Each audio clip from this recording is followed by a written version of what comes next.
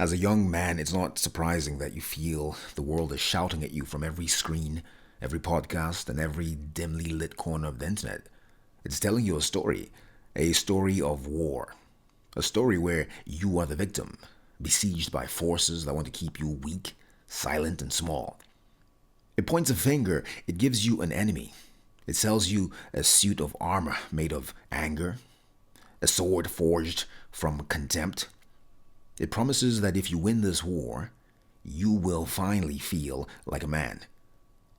But let me tell you this, a man who needs a war to feel alive has already lost the battle for his own soul. They call it the Manosphere.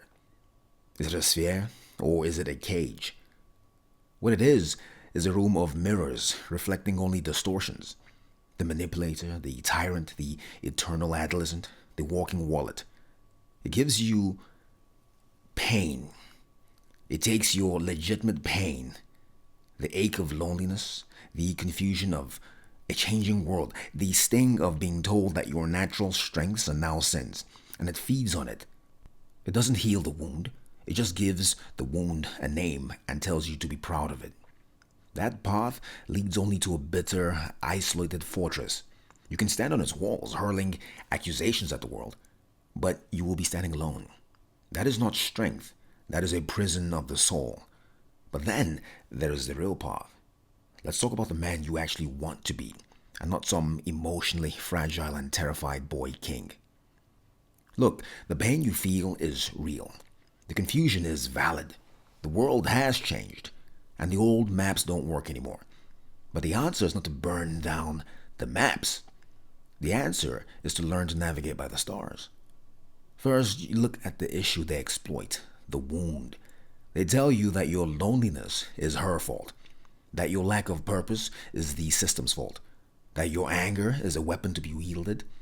They exploit your shadow and call it your power. The real issue is not the world. It is the feeling of powerlessness within you.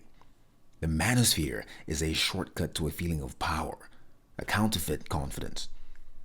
It is the fast food of the spirit. It fills the stomach but starves the soul. The solution is not a quick fix. It is a practice. It is a path. First, you redefine the battlefield. The only war worth fighting is the one within. Conquer your own laziness. Slay your own excuses. Master your own impulses. A man who has learned to command his own mind does not need to command anyone else. The strongest man in the room is not the one who has something to prove. It's a man who has nothing to prove. Your strength is for building, not for breaking. It is for protecting, not for threatening. Cultivate your garden. Do not spend your life staring at the weeds in your neighbor's yard. Plant your own seeds. What can you build today? What skill can you sharpen? Can you fix what is broken? Can you create something that wasn't there before? Can you learn to cook a meal that brings people together?